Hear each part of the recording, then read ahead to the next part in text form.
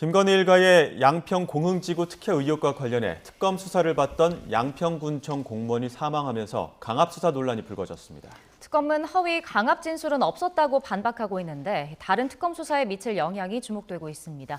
이승훈 변호사, 최진영 변호사와 함께 관련 내용 짚어보겠습니다. 어서 오십시오. 네, 안녕하세요. 네, 김건희 특검팀 조사받던 양평군청 공무원이 사망하면서 특검의 강압수사 논란이 커지고 있고요. 또 해당 공무원 자필 메모 보면 지치고 힘들다, 강압, 회유 이런 내용들 담겨져 있는데 어떻게 보십니까?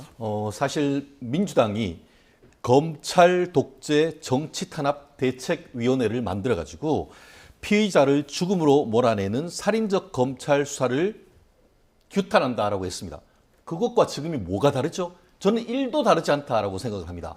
지금 같은 경우에 오히려 국민의힘에서 특검의 정치 탄압 대책위원회를 만들어서 강압 수사에 대해서 조사를 해야 되고 나아가 조사를 넘어서 특검을 특검하라라는 얘기까지도 지금 얘기가 나오고 있지 않습니까? 이에 대해서 특검 같은 경우에는 CCTV 봤더니만 아무런 강압이 없었다. 그러면 가만히 있습니까? 그러면은 윤석열 대통령이 이거 경고성 계엄이었다라고 하니까 그렇습니까? 하고 끝냅니까? 민주당은 어떻게 했습니까? 특검 3대 특검 해가지고 이렇게 조사를 하는 건 아니겠습니까? 지금 어떻게 보면 이 사안은 마치 예전에 공안 통치 탁 쳤더니 억하고 죽었더라라고 얘기하는 것과 거의 비슷한 수준의 정치적 포갑이다라고 저는 생각합니다. 그렇기 때문에 어떻게 보면은 고위 법관 출신의 변호사들이라든가 이런 기존의 법조인들이 이 사안에 대해서 정말 엄중하게 처리를 해야 된다라고 얘기를 하고 있는데요. 민주당의 반응이 저는 더 가관이라고 생각합니다. 아직까지 제가 본 바로는 이에 대해서 공식적인 민주당의 반응을 아직 본 적이 없는 것 같습니다.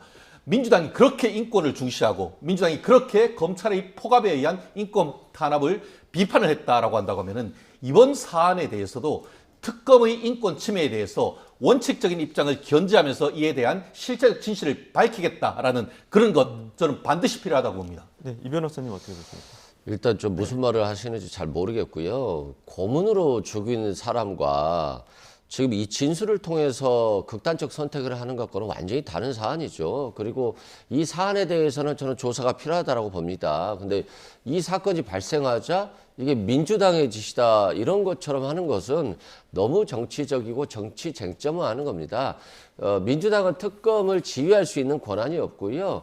또 검찰 수사가 아닌 특검은 독립적 수사기관이에요. 그래서 이 독립적 수사기관에 있어서 수사에 문제가 있었다라고 한다면 여야가 모두 진실을 확인해야 될 필요성은 있습니다만 이게 마치 민주당의 행위인 것처럼 판단하는 것들은 이 고인의 죽음을 너무 정쟁으로 몰아가는 것이기 때문에 굉장히 잘못된 측면이 있다라고 말씀드리고요.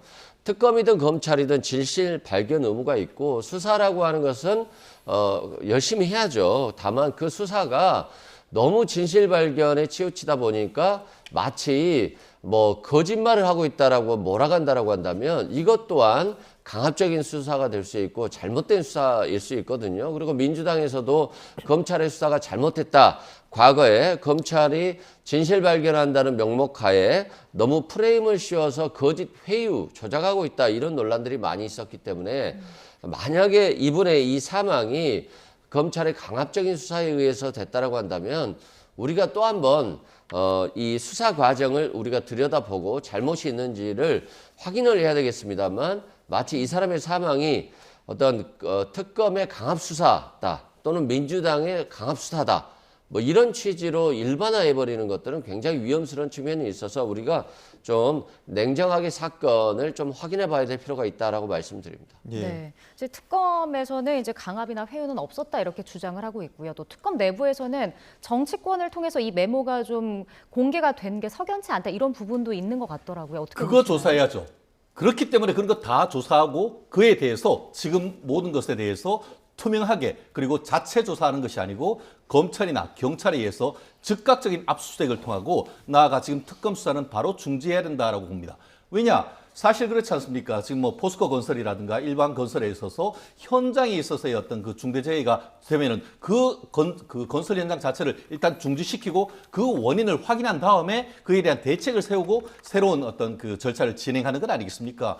지금 이번 사안 같은 경우에는 어떻게 보면은 본인이 남긴 유서에 강압, 무시, 수모 멸시, 강요 이런 내용들이 18번이나 나오고 있습니다. 그리고 그 내용에 보면은 조사를 했는 사람이 윤모 수사관, 김모 팀장이라고 돼 있습니다. 그러면은 특검이 검찰이 한두 명입니까? 지금 이 김건희 여사 특검 같은 경우에는 40명이나 검찰이 파견되어 있습니다. 그 40명이 있는 검사는 뭐 하고 거기 밑에 있는 조사관이 이렇게 조사를 하죠?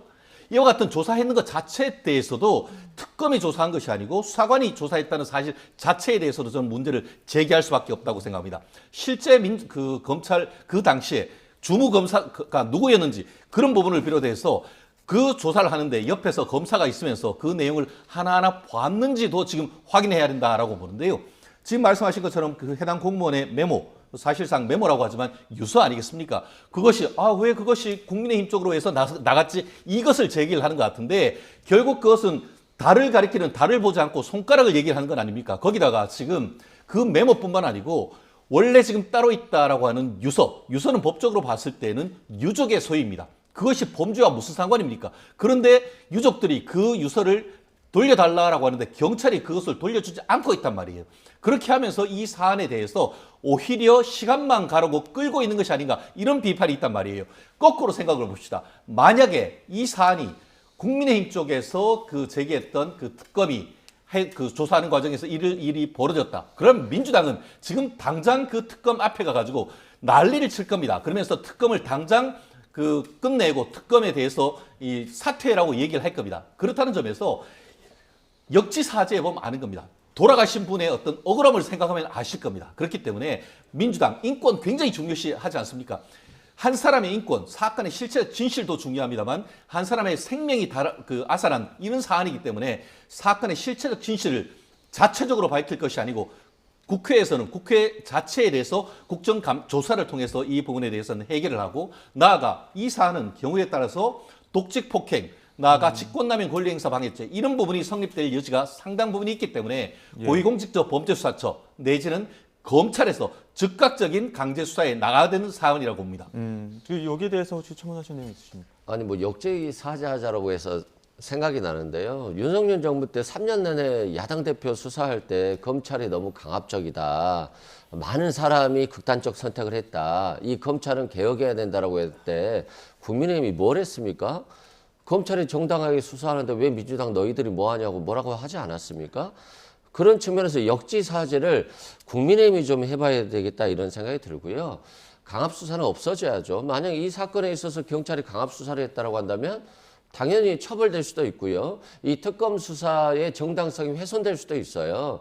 그건 그것대로 정확히 수사를 해야 되지만 왜 저렇게 정치적으로 좀 이용하려고 하는지 모르겠어요. 좀 검찰의 역지사지도 좀 판단해 보셔야 될 것 같고요. 유서라고 하는 건요, 당연히 유족에게 반환됩니다. 다만 반환 절차가 있을 뿐인 것이죠. 근데 그 반환 절차를 거치지 않은 채 지금은 당장 안 주니까 안 주는 거다.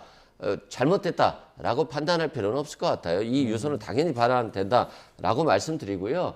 여기에 강압수사가 있었는지 여부는 정말 좀 쉽게 밝혀질 수도 있어요. 어떠냐면 만약에 이 사람이 조사를 받을 때 진술 녹화가 돼 있다고 한다면 그 녹음본 내용만 다 확인하면 됩니다. 그러면 국회에서 여야가 합의해서 당시의 수사 진술 녹화를 확인해 보면 정말 잘못된 수사가 있었는지 여부가 확인될 것이기 때문에 너무 여기에 대해서 흥분하지 않으셔도 객관적 파악이 될 수 있다는 측면에서 너무 정쟁으로 가서는 안 되고요. 그렇게 특검 수사가 잘못된다라고 해서 특검 수사가 중단돼야 된다. 그러면 검찰 수사도 다 중단돼야 되는 것이에요. 그래서 너무나도 과도하게 이 특검의 수사가 마치 강압이 있었던 것처럼 이 사람을 극단적 선택으로 몰아간 것처럼 단정해서는 안 된다. 또한 이 수사에 문제가 있다라고 한다면 그 진실에 대해서도 명확히 밝혀져야 된다라고 하는 객관적 태도를 유지할 필요가 있다라고 말씀드립니다. 저는 짧게 좀 말씀드리겠습니다. 한 사람이 특검 조사를 받고 극단적 선택을 했습니다. 그거에 대해서 어떻게 흥분하지 않을 수가 있습니까? 그거에 대해서 분노하지 않을 수가 있습니까? 실질적으로 그랬기 때문에 지난번 검수완박을 통해서 이번 검찰청 폐지를 하니까 민주당의 국회의원들 같은 경우에는 노무현 대통령을 찾아가가지고 드디어 그 꿈을 이뤘다라고까지 했습니다. 노무현 대통령에 대해서 조사를 하는 과정에서 무슨 포갑이 있었습니까? 협박이 있었습니까? 모욕적인 것이 있었습니까? 결국 노무현 대통령 같은 경우에도 그 당시에 그 봉하마을에서 서울까지 올라올 때 경찰이 기자들이 물었지 않습니까? 이 사안에 대해서 뇌물죄에 대해서 어떻게 생각하냐 했을 때 노무현 전 대통령은 국민에게 면목 없는 일이죠 라고 했습니다. 결국 그 부분은 결국 이 수사 자체에 대해서 정당성이 없다고 하기는 어렵습니다. 하지만 그럼에도 불구하고 민주당 같은 경우에는 그와 같은 그 조사가 있었기 때문에 그와 같은 조사 자체로 인해서 노무현 전 대통령이 사망을 했고 그랬기 때문에 그 이번에 있어서 어떻게 보면 그 검찰에 대해서 원죄가 있다라는 취지로 해서 이번에 들어서 이재명 정부에서 아예 검수완박을 넘어서 검찰 자체를 78년 만에 없애버린 건 아니겠습니까? 그렇다고 하면은 이번 특검 같은 경우에 시작한 지 얼마나 됐습니까? 그런데 계속 확대하면서 이번에 지금 그 13명을 그 김건희 여사 특검과 관련해서 구속을 했습니다만 그중에 9명은 김건희 여사와는 아무 관련도 없는 것입니다. 그리고 실질적으로 이번 사안 같은 경우에도 2016년 그러니까 윤석열 전 대통령이 2016년이라고 하면 박근혜 정부에서 한직으로 몰려가지고 있을 때에 있었던 그런 사안입니다. 그 사안을 조사를 하면서 김건희 여사 특검이라고 얘기하는 것 자체가 코미디인 건 아니겠습니까? 예. 그렇기 때문에 이 사안에 있어서는 특검이 본인이 아무 관계가 없다라고 해서 그냥 둘 것이 아니고 이 사안에 대해서는 말 그대로 사람이 사망했는 겁니다. 그리고 돌아가시면서 이 특검의 포괄적인 어떤 그 조사에 대해서 항의하는 글을 남겼단 말이에요. 그러면은 여야 할 것 없이 정말 인권보호장이라는 취지에서 사실관계를 확인하기 위한 위원회를 국회에서 만들고 이에 대해서는 형사적으로 어떤 문제가 있는지 독립된 다른 기관에서 수사를 해야 하는 것은 너무나 상식적으로 너무나 당연한 건 아니겠습니까? 예. 어차피 또 내일은 또 그 해당 공무원에 대한 부검 절차도 진행이 되기 때문에 부검 이후에 또 상황들을 조금 더 지켜봐야 될 것 같고요. 말씀하셨던 김건희 특검 관련 이야기도 좀 해보겠습니다. 가장 수사 범위가 넓기도 하고 또 이번 주부터는 그 도주했다가 붙잡힌 이기훈 전 그 삼부토건 부회장의 조사도 있습니다. 가장 그 어떻게 보면 주가 조작 의혹 사건의 실세로 지목되기도 했었는데 이 사건들도 좀 더 수사가 좀 빠르게 진행이 될까요? 그렇죠. 이미 다 구속은 됐잖아요. 그런데 이 보석을 신청했다라고 하더라고요. 근데 이게 보석이 좀 되게 어려운 부분이 있는 게 그때 당시에 삼부토건의 주가는 한 1,000원 정도 되지 않았습니까? 근데 갑자기 폴란드에서 행사하는 우크라이나 재건 포럼에 참석하고 나서 우크라이나 재건 사업과 관련한 MOU를 막 체결합니다. 그리고 이걸 열심히 홍보를 하고 그래서 주가가 1,000원이던 게 5,500원까지 올라가요. 그리고 나서 그 사람들은 주식을 팔아서 369억 원 정도의 이 부당이득을 취득하거든요. 그러면 이 돈은 결국에는 개미들이 다 털린 거거든요. 369억 원이라고 하는 돈이. 그렇기 때문에 얼마나 많은 피해자가 발생했습니까? 그런데 이렇게 이 주가가 폭등하고 이 사람들이 수익을 보게 된 가장 근원적인 문제는 그 원희룡 전 장관 등이 이 재건 포럼에 가서 얘기를 막 해요. 마치 이 포럼이 잘 될 것처럼 그리고 재건 사업에 참여할 수 있을 것처럼 그리고 이 삼부토건이 이 포럼에 참석하게 된 것들도 김건희 씨의 도움에 의해서 참석했다라고 하는 얘기들이 많이 있고 그런 정황들이 많이 있거든요. 그래서 어떤 대통령 권력을 이용해서 또는 영부인 권력을 이용해서 이들이 주가 조작을 하고 그리고 그 막대한 이득을 편취하고 그리고 개미들에게 엄청난 피해를 줬다는 측면에서 좀 엄중히 수사해야 되는데 보석이 신청됐다라고 하잖아요. 아마 보석이 기각될 가능성이 매우 높지 않나 싶습니다. 보석 기각될 가능성이 높다고 하셨는데 이에 대해서 어떻게 보십니까? 보통 보석 같은 경우에는 형법과 형사소송법에 의할 때는 원칙적으로 조건만 되면 반드시 석방을 해야 되는 이른바 필요적 보석이라고 돼 있습니다만 현실적으로는 그렇지 않고 지금 이 변호사님 말씀하신 것처럼 재판부가 만약에 풀어줬을 때 혹시나 도주가 우려가 있고 이런 부분이 있지 않습니까? 그렇기 때문에 이 사안에 대해서는 단정할 수는 없습니다. 다만 지금 그 이재명 그 대통령과 관련되는 그 쌍방울 대북 송금 사건이나 이런 사건이 길어지면서 그럴 때는 6개월이 구속 기간이 어떻게 보면 넘어갈 때 그 전에 재판부에서 변호인을 통해 가지고 보석 신청을 하면은 여러 가지 조건을 통해서 이렇게 그 석방을 합니다. 실질적으로 그 이재명 대통령 관련되는 사건도 다 거의 다 지금 현재로서는 재판이 늘어지면서 다 석방이 됐습니다. 근데 아직까지 1심에서 6개월이 지나지 않았기 때문에 제가 봤을 때는 지금 시점에서는 영장이 그 보석 신청이 기각될 가능성이 있지만 이 사안 또한 재판이 길게 길어지고 6개월 이상 간다라고 하면은 그때쯤은 다시 한번 보석이 될 가능성이 있는데요. 그런데 이 부분과 관련해 가지고 좀 전에 이 변호사님 같은 경우에는 마치 이 사안도 김건희 여사와 무슨 관계가 있는 것처럼 카드라 하는데 지금 말씀드렸던 지금 구속됐던 수여러 사람들 영장 기재 범죄 사실에 김건희란 키워드가 하나도 없습니다.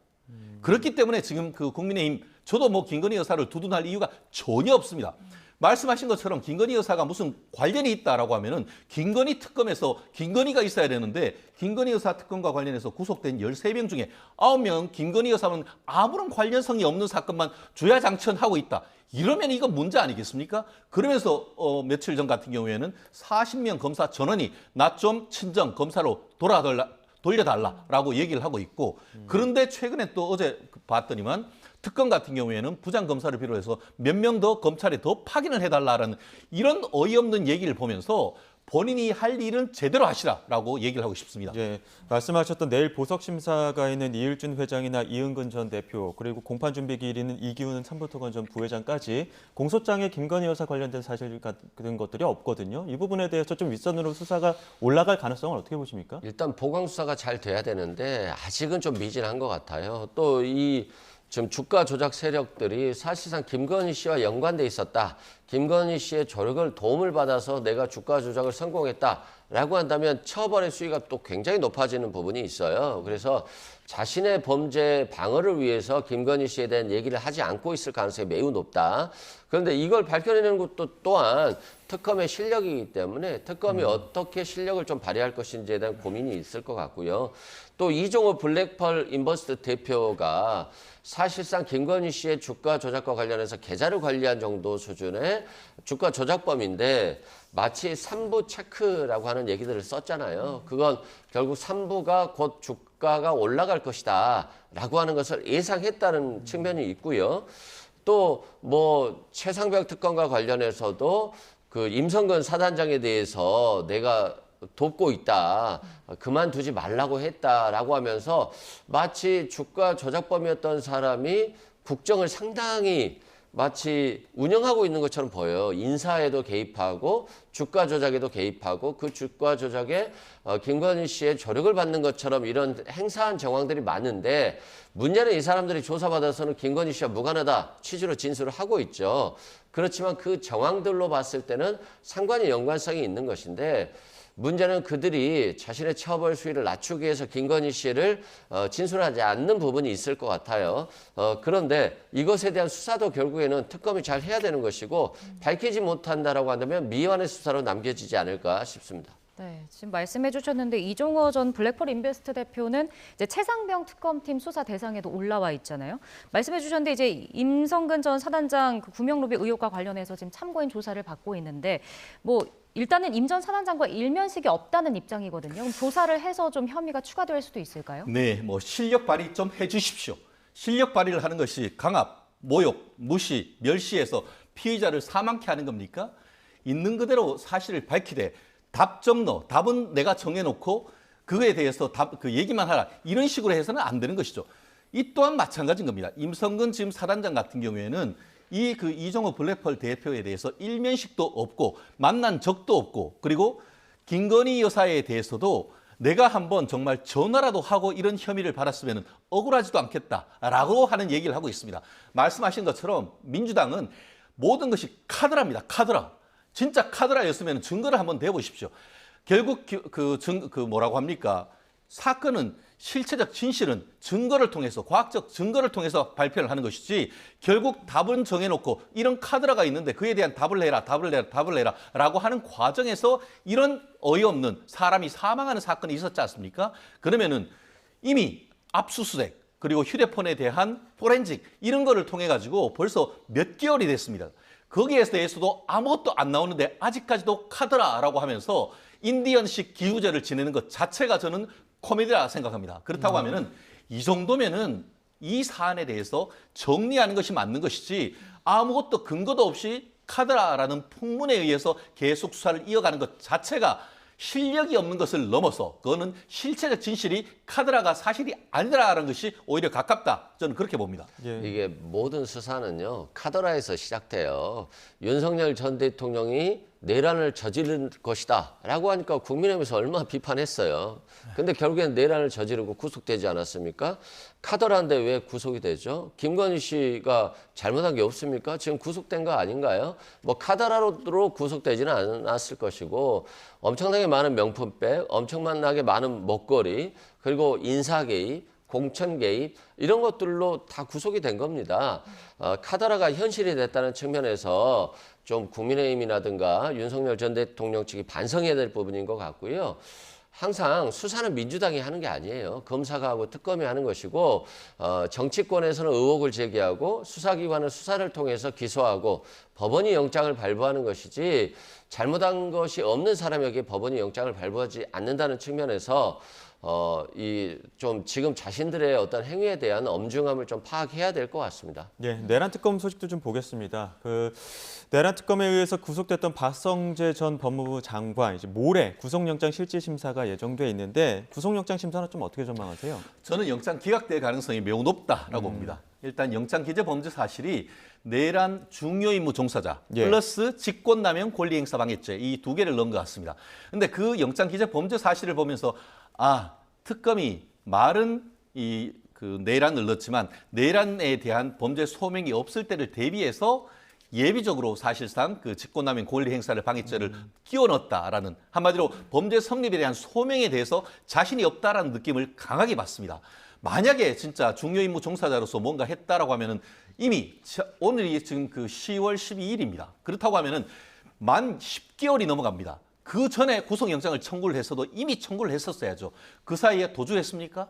증거인멸 했습니까? 그렇기 때문에 10개월이 지난 이 시점에서 그 영장을 청구한다고 했을 때에 범죄 사실에 대한 소명에 대한 상당한 다툼이 있고 나아가 10개월 동안 도망가지 않았고 증거인멸한 거 없고 했다는 점에서 구속영장 발부 사유가 없다라고 해서 저는 영장 기각될 가능성이 상당히 높다라고 생각하는데요.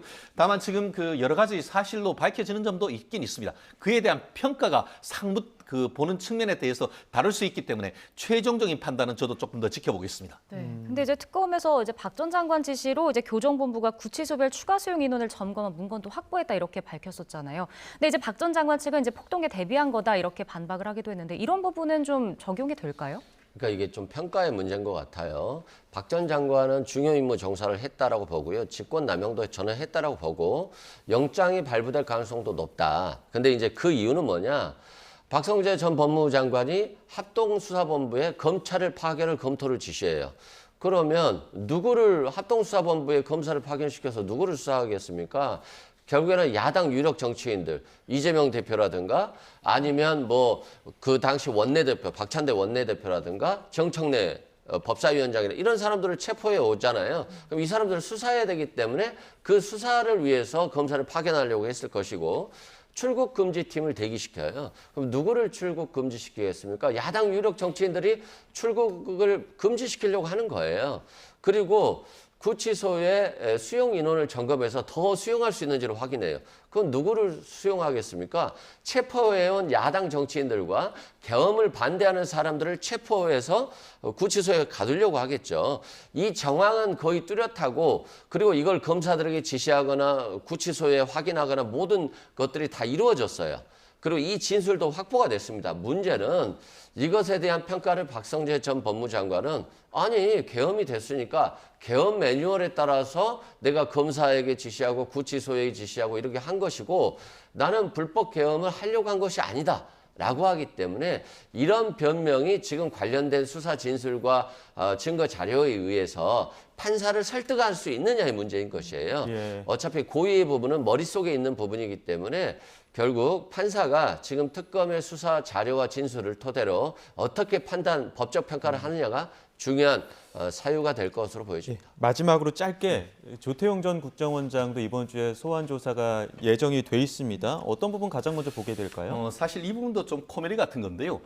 조태용 그 당시 국정원장 같은 경우에는 지금 민주당이 문제를 삼고 있는 것은 그 당시 홍정원 차장, 홍장원 차장이 윤 대통령으로부터 이른바 체포와 관련되는 그 얘기를 듣고 특히 그 연이영 그 사령관으로부터 구체적인 사람까지 얘기를 하는 걸 듣고는 그냥 이렇게 메모를 했는데 그 메모를 언제 어디서 했느냐, 그 메모가 원본이냐 이런 논란이 있었지 않습니까? 그런데 그 부분과 관련해서 몇 월 며칠 있었다, 어디에 있었다라고 했는데 조태용 그 당시 원장이 CCTV를 통해서 그 홍장원 차장이 그 메모를 작성했다라고 하는 시간에는 밖에서 뭘 했는 것이 아니고 홍장원 차장이 이 국정원장실에서 같이 있었기 때문에 그때 누군가로부터 전화를 받아가지고 메모를 했다는 것은 신빙성이 없고 거짓말을 하고 있다. 이런 얘기를 하면서 딱 집어가지고 본인하고 같이 있던 CCTV만 냈지 전체적인 것을 내지 않았다. 그렇기 때문에 그와 같은 전체적인 CCTV를 공개하지 아니한 것이 이게 보면은 그 직무유기다. 이런 논리인 것이거든요. 그런데 아시다시피 변호사들 중에 직무유기죄로 처벌된 어떤 판결을 가지고 오라고 했어요.